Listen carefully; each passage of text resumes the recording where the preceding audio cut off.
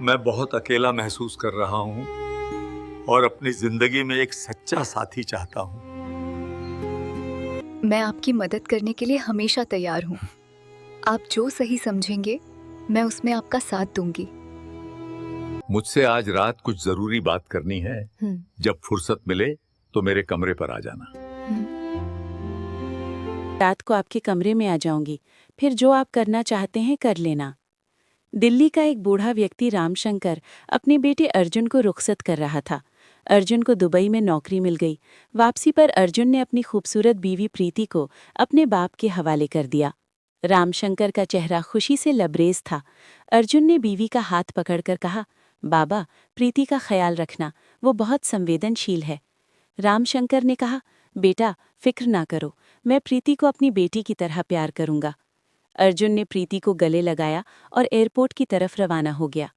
अगले दिन जब प्रीति अपने ससुर को चाय पेश कर रही थी तो रामशंकर ने कहा, बहू, यहाँ आकर मेरे पास बैठो, मुझे तुमसे कुछ कहना है। रामशंकर ने कहा, बहू, पता नहीं क्यों लेकिन मैं इन दिनों बहुत तन्हा महसूस कर रहा हूँ। मैं चाहता हूँ कि कोई मेरे साथ रहे, मेरी तन्हाई बांटे और मुझे खुश रखे। मेरा ख्याल है कि मुझे दोबारा शादी करनी चाहिए। प्रीति ने धीरे से कहा, पापा, आप क्या बात कर रहे हैं? मैं यहाँ आपका ख्याल रखने, आपको खुश रखने के लिए हूँ। आप जो कहेंगी मैं वही करूँगी। रामशंकर के चेहरे पर मुस्कुराहट फैल गई। वो उठकर धीरे धीरे प्रीति के पास बैठ गया।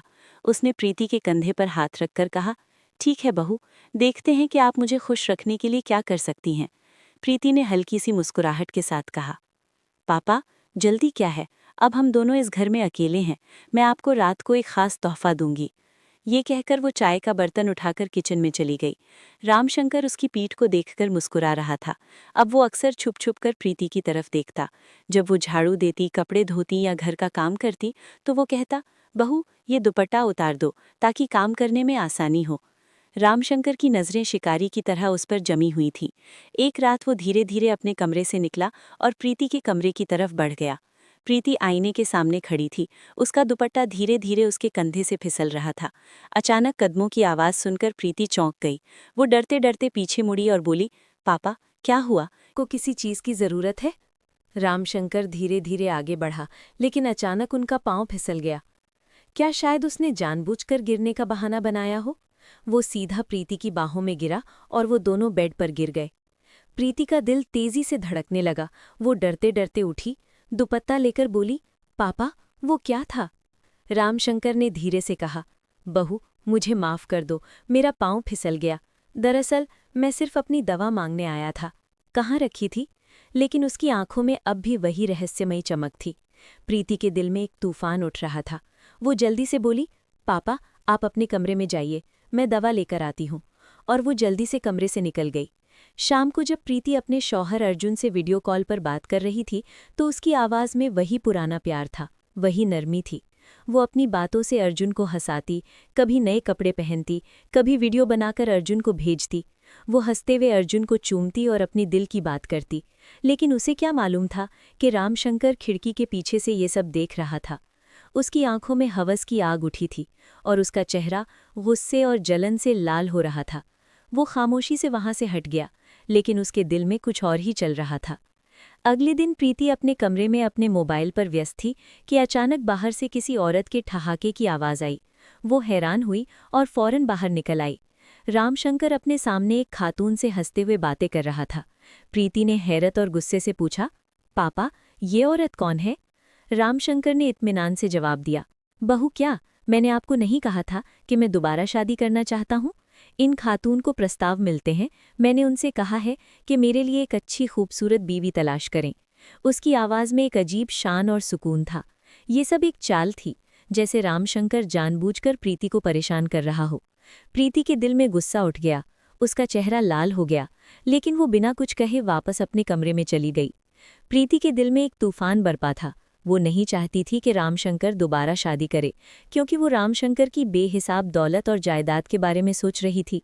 रामशंकर की शादी हुई तो सारी दौलत नई बीवी के नाम हो जाएगी और प्रीति के हाथ खाली हो जाएंगे। ये खौफ उसे रात की खामोशी में रामशंकर के कमरे में ले आया। वो दूध का गिलास हाथ में लेकर दरवाजे पर दस्तक देने लगी। रामशंकर बेड पर लेटा हुआ था। उसके हाथ में एक पुराना खत और कुछ तस्वीरें थीं जिन्हें वो गहरी सोच में देख रहा था। दरवाजे की आवाज़ सुनकर उसने फौरन वो खत और तस्वीरें तकिए के नीचे छिपा दी। प्रीति धीरे से अंदर आई। उसकी आवाज़ में एक अजीब सी नरमी थी। पापा, आप थक गए होंगे, क्या मैं आपके सिर की मालिश करूं? रामशंकर ने खामोशी से सिर हिलाया। प्रीति ने जानबूझकर अपना स्कार्फ फर्श पर गिरा दिया और अपने सिर की मालिश करते हुए धीरे धीरे अपना सिर रामशंकर के सीने पर रख दिया। रामशंकर के जिस्म में हल्की सी कंपी थी। उसने घबराकर कहा, बहू, ये क्या कर रही हो? प्रीति ने मीठी आवाज में कहा, पापा, मैं बस आपके दिल को तसल्ली दे रही हूँ। मैं तुम्हें खुश कर रही हूँ। तुम फिक्र ना करो, जब तक मैं यहाँ हूँ तुम्हें दूसरी शादी की ज़रूरत नहीं पड़ेगी। रामशंकर की आंखों में एक अजीब सी चमक नजर आई। उसने प्रीति को बाहों में पकड़कर धीमी आवाज में कहा, बहू, अगर तुम मेरी ख्वाहिश पूरी करती रहो तो मैं तुम्हें सब कुछ दूंगा, मेरा माल, मेरी जायदाद। रामशंकर धीरे से उठा। उसके कदम खामोशी में हल्का सा शोर कर रहे थे। वो सीधा प्रीति के कमरे में गया और वहां तलाश करने लगा। उसकी आंखें हर कोने में तेजी से घूम रही थीं, जैसे वो किसी गहरे राज की तलाश में हो। आखिरकार उसकी नज़र अलमारी पर पड़ी, जहां फूलों का एक छोटा सा गुलदान रखा हुआ था। रामशंकर ने उसे उठाया, हाथ में घुमाया और उसके चेहरे पर एक खौफनाक रहस्यमयी मुस्कुराहट फैल गई। वो खामोशी से वापस अपने कमरे में चला गया और बिस्तर पर लेट गया, जैसे उसे कोई बड़ा राज मिल गया हो। सारा दिन प्रीति रामशंकर को हंसाने की कोशिश करती। कभी वो उसका हाथ अपनी तरफ खींचती, कभी उसकी गोद में बैठ जाती और कभी उसके गले में बाजू डालकर उससे मुस्कुराकर बातें करती। लेकिन अब रामशंकर हिचकिचा रहा था। उसकी नज़रें प्रीति से मिलती, मगर वो फौरन मुंह फेर लेता, जैसे उसके दिमाग में कोई नया प्लान था। प्रीति उसकी ठंडी बेहिसी में उलझ गई, लेकिन उसने अपनी चालाकी जारी रखी। अगली रात प्रीति के कमरे से उसे दर्दनाक सिसकियों की आवाज़ आई। वह आवाज़ें इतनी दर्दनाक थीं कि रामशंकर, जो अपने कमरे में टहल रहा था, ये सुनकर प्रीति के कमरे की तरफ भागा। उसने दरवाज़ा खोला और डरी हुई आवाज़ में कहा, बहू, क्या हुआ? क्यों रो रही हो? क्या सब कुछ ठीक है? उसकी आवाज़ फिक्र से भरी हुई थी, जैसे उसे मालूम हो कि ये सिसकियां कोई मामूली बात नहीं। प्रीति बेड पर बैठी थी। उसका चेहरा आंसुओं से भीगा हुआ था। उसकी सरगोशियां मजीद बुलंद हो गई थीं, जैसे उसका दिल टूट गया हो। उसने सरगोशी की, पापा, आपने क्या किया? मेरी जिंदगी बर्बाद हो गई। मैं नहीं रही। तुमने मेरी इज्जत लूट ली है। उसकी आवाज़ दर्द और इल्ज़ाम से भरी हुई थी। रामशंकर का चेहरा पीला पड़ गया। उसका दिल खामोशी से भर गया। वो धीरे से आगे बढ़ा और प्रीति से कहा, बहू, बताओ क्या हुआ? तुम ऐसी बात क्यों कर रही हो? प्रीति ने उसके आंसू पोंछे, लेकिन उसके रोने को और भी तेज कर दिया। पापा, मुझे सुबह से मछली आ रही है। मैं गर्भवती हूँ और ये सब आपकी वजह से हुआ है। तुमने मेरी जिंदगी बर्बाद कर दी है। अब मैं दुनिया का सामना कैसे करूंगी? रामशंकर डर गया। बहू, ये कैसे हो सकता है? मैंने कुछ नहीं किया। आप गलती पर हैं। उसकी आवाज़ साफ थी, मगर प्रीति ने उसे बीच में रोक लिया। पापा, मुझे लगता है आपकी याददाश्त बहुत कमज़ोर हो गई है। कल रात तुमने कमरे में वो सब कुछ किया जो एक शौहर अपनी बीवी के साथ करता है, और अब तुम बेगुनाह होने का ड्रामा कर रहे हो।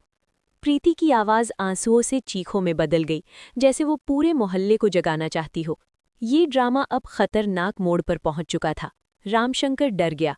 वो अचानक उठा, दरवाजे की तरफ देखा, फिर प्रीति की तरफ मुतवज्जो हुआ और धीमी आवाज़ में बोला, ठीक है बहू, ठीक है, तुम ठीक कह रही हो, लेकिन तुम फिक्र ना करो, मैं सब कुछ संभाल लूंगा। आप जो कहेंगी वही होगा। उसकी आवाज़ में अब कबूलियत की एक अजीब सी चमक थी, जैसे वो अपना गुनाह कबूल कर रहा हो। उसने आगे बढ़कर प्रीति के कंधे पर हाथ रखा और कहा, लेकिन इस राज की खबर किसी को ना हो, वरना हम दोनों बर्बाद हो जाएंगे। प्रीति ने अपने आंसू पोंछते हुए रामशंकर के कंधे पर सिर रखा और कहा, ठीक है ससुर, मुझे कभी अकेला मत छोड़ना। लेकिन अगली सुबह घर में ऐसा सदमा हुआ कि प्रीति का सारा जिस्म कांप गया। रामशंकर घर में दाखिल हुआ तो उसके साथ एक खूबसूरत खातून भी थी, जिसने दुल्हन जैसा लिबास ज़ेबे तन किया हुआ था। दोनों हंस-हंस कर बातें कर रहे थे। प्रीति ने ये मंजर देखा तो उसका चेहरा गुस्से से लाल हो गया। वो चीख कर बोली, पापा, वो कौन है? रामशंकर ने बड़े इत्मीनान से जवाब दिया, बहू, वो मेरी बीवी है। मैं शादीशुदा हूँ। आज से वो तुम्हारी सास है। प्रीति को हैरत हुई। वो सोच में गुम थी। मैं उसे खुश रखने के लिए सब कुछ देने को तैयार थी, फिर उसने शादी क्यों की? उसकी आंखें गुस्से से लाल हो गईं। वो नर्म मगर सख्त लहजे में बोली, पापा, मेरे कमरे में आ जाइए, मैं तुमसे बात करना चाहती हूँ। वो जल्दी से अपने कमरे में चली गई। रामशंकर प्रीति के कमरे में पहुंचा तो वो गुस्से में पागल हो रही थी। कहने लगी, पापा आपने मुझे धोखा दिया है, अब मैं तुम्हें सच बताऊंगी। रामशंकर ने नर्म लहजे में कहा, बहू पागल मत बनो, मैंने इसलिए शादी की है कि ये औरत आपकी सेवा करेगी। अब आपको घर का कोई काम नहीं करना पड़ेगा, वो सारा काम करेगी। आप और मैं सिर्फ एक दूसरे से प्यार करेंगे। ये सुनते ही प्रीति का गुस्सा ठंडा हो गया। उसके चेहरे पर इत्मीनान और खुशी की मुस्कुराहट फैल गई। लेकिन प्रीति को क्या मालूम, उसकी जिंदगी में एक तूफान आने वाला था जो उसे तबाही के दहाने पर ले जाएगा। रामशंकर की नई बीवी, जो इस घर की लौंडी से ज्यादा कुछ नहीं थी, प्रीति के पांव की मालिश करती, उसके सिर की मालिश करती और घर के सारे काम खामोशी से करती। प्रीति को लगा जैसे वो अपनी चालाकी पर जीत गई हो। प्रीति को ऐसा लगा जैसे उसने रामशंकर की सारी दौलत और जायदाद अपनी मुट्ठी में ले ली हो। लेकिन रामशंकर के चेहरे पर एक अजीब सी खामोशी थी। उसकी आंखों में हैरत और छुपा गुस्सा था, जैसे उसने कोई बड़ा राज पकड़ लिया हो। रामशंकर अब प्रीति से दूर रहने लगा था। उसकी आंखों की ठंडक, उसके रवैये की बेहिसी सब प्रीति को छूने लगी। उसे लगा कि उसकी तमाम हरकतें अब बेअसर हो गई हैं। रामशंकर की बेहिसाब दौलत और ताकत उसके हाथों से फिसल रही थी।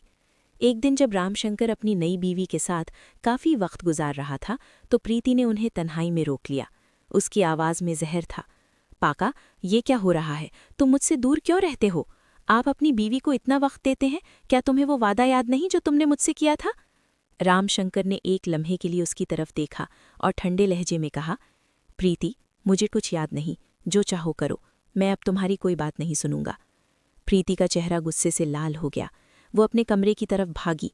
उसने दरवाज़ा मजबूती से बंद किया और कांपते हाथों से अपने शौहर अर्जुन को बुलाया। उसकी आवाज़ सरगोशी और गुस्से से भरी हुई थी। अर्जुन, तुम जहाँ भी हो फौरन वापस आ जाओ। मेरी जिंदगी बर्बाद हो गई है, मेरी इज्जत लुट गई है। उसकी आवाज़ टूट रही थी। आपके वालिद, उसने मेरे साथ वो सब किया जो उसे नहीं करना चाहिए था। उसने मुझे कबूल कर लिया। अर्जुन, उसने तुम्हें जानबूझकर दुबई भेजा है ताकि वो मुझे पीछे से ले आए। जैसे अर्जुन के कानों में बिजली पड़ी तो उसकी सांसें तेज हो गईं। कांपती हुई आवाज में बोला, क्या कह रही हो प्रीति? बाप ऐसा नहीं कर सकता, झूठ मत बोलो। प्रीति ने गहरा सांस लिया और ठंडी आवाज में कहा, अर्जुन, मैं तुम्हें सबूत भेज रही हूँ, खुद ही देख लें। उसने अपना मोबाइल उठाया और वीडियो खोली जिसमें वो रामशंकर के साथ कमरे में थी। उसका सिर उसके सीने पर पड़ा था, वही वीडियो जो उसने चुपके से कैमरा ऑन करके रिकॉर्ड की थी। वो वीडियो अर्जुन की पूरी दुनिया को तबाह करने के लिए काफ़ी थी। उसने वीडियो भेजी। अर्जुन ने जैसे ही वो वीडियो देखी तो उसका दिल फट गया। उसकी सांसें रुक गईं। उसकी आंखों के सामने अंधेरा फैल गया। उसने कांपते हाथों से प्रीति को दोबारा बुलाया। प्रीति, मेरी जान, फिक्र ना करो, जितनी जल्दी मुमकिन हो मैं आ रहा हूँ। अचानक दरवाजे की घंटी बजी। एक तेज दिल धड़कने वाली आवाज़। प्रीति की सांस रुक गई। रामशंकर की आंखों में एक अजीब सी चमक नजर आई, जैसे वो इसी लम्हे का इंतजार कर रहा था। दरवाजे की घंटी फिर बजी। रामशंकर ने उठकर दरवाज़ा खोला। अर्जुन उसके सामने खड़ा था। उसकी आंखों में गुस्से की आग और दर्द की चिंगारी सुलग रही थी। प्रीति उछलकर उठ खड़ी हुई। वो भागकर अर्जुन के गले लग गई। वो जोर जोर से रोने लगी। रामशंकर ने आवाज़ धीमी करते हुए कहा, बेटा, तुम यहाँ क्या कर रहे हो? क्या सब कुछ ठीक है? तुम वापस क्यों आए? लेकिन इससे पहले कि वो अपना जुमला पूरा करता, अर्जुन फट पड़ा। उसने बाप का गिरेबान पकड़ लिया। उसकी आवाज़ गुस्से से कांप रही थी। आप बाप नहीं हैं, आप एक हैवान हैं। तुमने मेरी मासूम बीवी की इज्जत लूटी, तुमने उसकी इज्जत लूटी। मैं तुम्हें जिंदा नहीं छोड़ूंगा। अर्जुन ने उसे जोर से धक्का दिया। रामशंकर जमीन पर गिर गया। कुछ लम्हों के बाद वो उठा, गहरा सांस लिया और सुकून भरे लहजे में बोला, बेटा, मुझे मार दो, मुझे अपनी जान से मार डालो, लेकिन पहले मेरी बात सुनो, फिर तुम मुझे जो भी सज़ा देना चाहते हो मुझे कबूल है। रामशंकर ने अपनी जेब से एक पुराना मोहरबंद खत निकाला और कुछ तस्वीरें अर्जुन के हाथ में थमा दी। ये खत मेरे पुराने दोस्त ने भेजा था। इन तस्वीरों को देखो। आपकी बीवी इज्जतदार औरत नहीं है और ये वो सच है जो उसने मुझे बताई थी। अर्जुन की आंखों में हैरत थी। उसने तस्वीरें देखीं। प्रीति अजीब सी जगह रंग बिरंगे कपड़ों में यूं मुस्कुरा रही थी जैसे वो उसके कारोबार की मलिका हो। अर्जुन का दिमाग भटक गया। बाप, ये क्या है? उसकी आवाज़ कांप रही थी। रामशंकर ने गहरा सांस लिया और कहा, बेटा बताओ, जब आप दुबई में थे तो प्रीति ने आपको कितनी बार फ़ोन किया था? उसने कितनी बार वीडियो भेजी? अर्जुन ने इसके बारे में सोचा और कहा, अब्बा, उसने सिर्फ 1 या 2 बार फ़ोन किया था, वीडियो नहीं, उसने कोई वीडियो नहीं भेजी। रामशंकर मुस्कुराया। ठीक है बेटा, अब एक और खौफनाक राज देखो। वो उठकर अपने कमरे में चला गया और थोड़ी देर बाद हाथ में एक खूबसूरत फूलों का बर्तन ले वापस आया। हाओ, ये फूलों का बर्तन नहीं बेटा, इसमें एक खुफिया कैमरा था जो मैंने प्रीति के कमरे में लगा रखा था। रामशंकर उठा, फोन निकाला और वीडियो चलाई। अर्जुन की नज़रें स्क्रीन पर जमी हुई थी। वीडियो में प्रीति का कमरा था। रात में खामोशी थी। खिड़की से एक मध्यम रोशनी आ रही थी। अचानक एक जवान लड़का चुपके से अंदर आया। प्रीति ने उसे देखा और गले लगा लिया। फिर वो दोनों बेड पर लेट गए। अर्जुन की सांस रुक गई। वीडियो में ये मंजर बार बार नजर आ रहा था। प्रीति और लड़का एक दूसरे में खो गए। दुपट्टा हवा में तैर रहा था। ऐसी तस्वीरें देखकर अर्जुन का दिल फट गया। रामशंकर ने ठंडी आवाज में कहा, बेटा, ये प्रीति उसी आशिक से बात करती थी, उसे प्यार भरे मैसेज करती थी। वो अपने कपड़े बदलती और गंदी वीडियोस बनाकर उसे भेजती और बहाना करती कि वो तुमसे बात कर रही है। फिर उसने कहा कि मैंने जानबूझकर इस बेइज्जत औरत से फर्जी ताल्लुक बनाया ताकि इसे हकीकत का पता चल सके। अगर वो इज्जतदार होती तो मेरे पास ना आती, मेरे साथ ना सोती, लेकिन पैसों के लालच ने इसे अंधा कर दिया। उसने एक और चौंका देने वाला राज खोल दिया। और मेरी बीवी कोई आम बीवी नहीं, बल्कि एक लेडी डॉक्टर है। जब प्रीति ने मुझ पर इल्जाम लगाया कि मेरा उसके साथ अफेयर है, तो मैंने इस डॉक्टर को अपनी जाली बीवी बनाकर घर ले आया। उसने प्रीति का इम्तिहान लिया और साबित कर दिया कि ये सब झूठ है। प्रीति ने ये ड्रामा मुझे ब्लैकमेल करने के लिए रचा था, ताकि वो मेरी जायदाद हथिया सके। अर्जुन की आंखों में आंसू थे, मगर चेहरा गुस्से से लाल हो रहा था। उसने उठकर मुड़कर प्रीति को जमीन पर थप्पड़ मारा। उसकी आवाज घर की दीवारों में गूंज रही थी। गंदी बेशर्म, तुमने मुझे धोखा दिया। मैं तुमसे बहुत प्यार करता था। मैं तुम्हें खुश रखने के लिए दुबई गया था और तुमने मेरे साथ ये किया। प्रीति की जुबान मुंह में अटकी हुई थी। उसकी आंखें फटी की फटी रह गई, जैसे उसका सारा ड्रामा बर्बाद हो गया हो। अर्जुन चिल्लाया, अब्बा, फौरन पुलिस को बुलाओ और इस औरत के हवाले करो। मैं उसका चेहरा नहीं देखना चाहता। रामशंकर ने धीमी आवाज में कहा, बेटा, नहीं, ऐसा नहीं होगा। पुलिस को बुलाएं को पूरे घर और मोहल्ले की बदनामी हो जाएगी। हमें शोहरत नहीं चाहिए।